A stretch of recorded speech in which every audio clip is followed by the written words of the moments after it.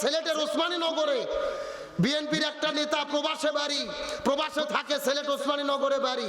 তিনি গরু চুরি করে ওই চুরি করা গরুর গোশত দিয়ে জনগণকে ইফতার খাওয়াইছে। জোরে কোন সুবহানাল্লাহ। কি জোরে কোন নাউজুবিল্লাহ।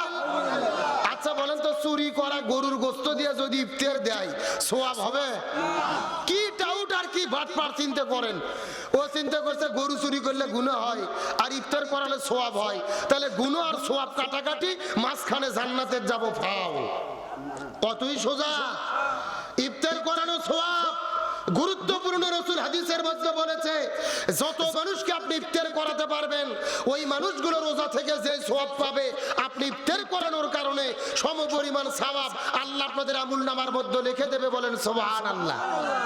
হাদিসে এসেছে, রাসূল বলেছেন যদি এক গিলাস পানি দিয়ে ইফতার করান তাও সওয়াব পাবেন, কিন্তু আপনি যদি চুরি করা গরু দিয়ে, হারাম বস্ত্র দিয়ে, হারাম খাদ্য দিয়ে ইফতার করান সওয়াব পাবেন না, গুনাহ হবে।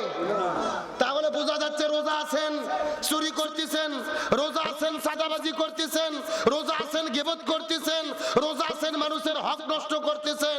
এগুলো হিসাব করে রোজা রাখা হচ্ছে না। এই রোজা দিয়ে আল্লাহ গুনাহ মাফ তো করবেই না, বরং রাসূল বলেছে যে রোজা থেকে মিথ্যা ছাড়তে পারে না, সাদাবাজি ছাড়তে পারে না, অন্যায় ছাড়তে পারে না, গীবত ছাড়তে পারে না, এর রোজা থাকাও যা না থাকাও তাই, এর খামাখা না খাইয়া থাকার কোনো দরকার নাই। আমার বন্ধুগণ, মুসলমান ভাইরা গভীর মনোযোগ লক্ষ্য করুন।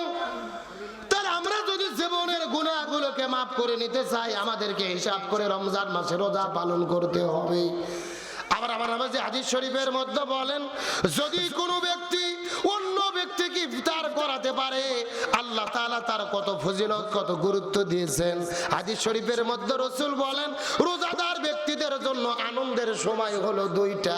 জোরে বলেন কয়টা? রোজাদারদের জন্য আল্লাহ তাআলা দুইটা আনন্দের বিষয় রেখেছেন। তার মধ্যে এক নম্বর হলো ইফতার। তার কারণ হলো ইফতারের সময় রোজাদার ব্যক্তির সামনে ইফতারকে সঙ্গে করে নিয়ে ইফতার করার জন্য যখন বসে যায় এই ব্যক্তি যত আনন্দ পায়, যে রোজা না থেকে ইফতার নিয়ে বসে থাকে, বলেন তো দেখি সেই ব্যক্তি কি তেমন আনন্দ পায়? না। সারাদিন রোজা নাই কিন্তু ইফতার খাওয়ার জন্য গেছে ইফতার মাহফিলে, ওর মনে কোনো আনন্দ আছে? ওদের হিসাব বাদ দেন, আমরা সবাই রোজা রাখি, দুই একদিন অসুস্থর জন্য রোজা রাখতে পারি না, অথচ পরিবারের সবার সাথে ইফতার করি, এমন ঘটনা ঘটে না? আচ্ছা বলেন তো সেই দিন আমাদের মনে কি আনন্দ লাগে? দেখবেন নিজের কাছে চোর চোর ভাব মনে হয়। কথা কোন লাগা, মানে রোজা নাই অথচ ইফতার নিয়ে বসে আছি, মনে কোনো আনন্দ নাই। এই জন্য আমার নবী বলেন ইফতার করা হলো রোজাদারদের জন্য আনন্দ। কিন্তু রোজা থাকে না ইফতার করে এমন লোক বাংলাদেশের মধ্যে আছে না নাই? দেখবেন সারাদিন রোজা নেই কিন্তু ইফতার করে। ও বলে হুজুর রোজা না থাকে তো অন্যায় করছি, ইফতার না করে কি কবিরে গুনাহ করব? আমার মুসলমান ভাইরা গভীর মনোযোগ লক্ষ্য করুন। আর রমজান মাসে রোজা থেকে ইফতারকে সঙ্গে করে নিয়ে যখন কোনো ব্যক্তি দাঁড়িয়ে দেয়, হাদিস শরীফের মধ্যে রাসূল বর্ণনা করে বলেন, যদি কোনো ব্যক্তি আল্লাহর সন্তুষ্টির জন্য রোজা রাখার পরে ইফতারকে সামনে নিয়ে যখন বসে যায়, এই সময় আল্লাহর কাছে ওই ব্যক্তিগুলো যতগুলো দোয়া করে আল্লাহ তাআলা ইফতারের পূর্বে বান্দার সমস্ত দোয়াগুলোকে কবুল করে তাদের জীবনের সমস্ত সওয়াব পাওয়াগুলোকে আল্লাহ তাআলা কবুল করে নেয়। একজন ব্যক্তি সারাদিন রমজান মাসে রোজা রাখার পরে ইফতার নিয়ে যখন সামনে বসে যায়, হাতের মধ্যে ঘড়ির মধ্যে সময় দেখেন 5 মিনিট পরে ইফতার হবে, কিন্তু 5 মিনিট তিনি ইফতার করে না, সময় দেখতে থাকে। ঘড়িতে লক্ষ্য করে দেখে 1 মিনিট বাকি আছে, তাও ইফতার করে না। লক্ষ্য করে দেখে 10 সেকেন্ড বাকি আছে, তারপরেও যখন বান্দা ইফতার না করে ইফতার নিয়ে বসে থাকে, আল্লাহর কুদরতি মনের মধ্যে বড় আনন্দ লেগে যায়। আল্লাহ ডাকতে বলে, ফেরেশতারা এই ব্যক্তিগুলো ইফতার নিয়ে কেন বসে আছে তার কারণ জানতে চায়। এমন সময় ফেরেশতারা ডাকতে বলেন, আল্লাহ এই মানুষগুলো তুমি আল্লাহ তোমাকে না দেখে আল্লাহকে বিশ্বাস করে তোমার ভয় কলিজার মধ্যে নিয়ে তোমার হুকুম পাওয়ার আশা ইফতার নিয়ে তারা বসে আছে। আল্লাহ তাআলার কুদরতে মনে বড় আনন্দ লেগে যায়। আল্লাহ তাআলা ডাকতে বলেন, ফেরেশতারা আমি যখন সর্বপ্রথম মানুষ সৃষ্টি করতে চেয়েছিলাম তখন তোমরা বলেছিলে মানুষ সৃষ্টি করার কোনো দরকার নাই। আমি আল্লাহ তাআলা তোমাদেরকে জান্নাতের মধ্যে মিটিং দিয়ে ডেকে বলেছিলাম, ওয়াইজ ক্বালা রাব্বুকা লিল মালাইকাতি ইন্নী জাইলুন ফিল আরদি খলিফা, আমি দুনিয়ার মধ্যে খলিফা পাঠাইতে চাই। তখন তোমরা ফেরেশতারা বলেছিলে মানুষকে সৃষ্টি করার কোনো দরকার নাই, ওই জমিনের মধ্যে গিয়ে তারা ঝগড়াঝাটি করবে, তারা দুনিয়ার মধ্যে অশান্তি করবে, সুতরাং মানুষ সৃষ্টি করার কোনো দরকার নাই। এই কথা যখন তোমরা বলেছিলে, আমি তখন বলেছিলাম ইন্নী আলামু মা লা তা'লামুন, আমি আল্লাহ যা জানি তোমরা তা জানো না।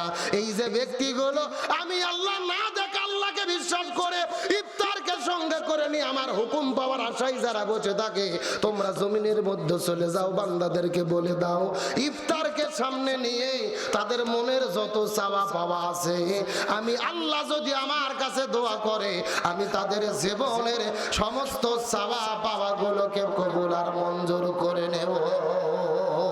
লিল্লাহি তাকবীর।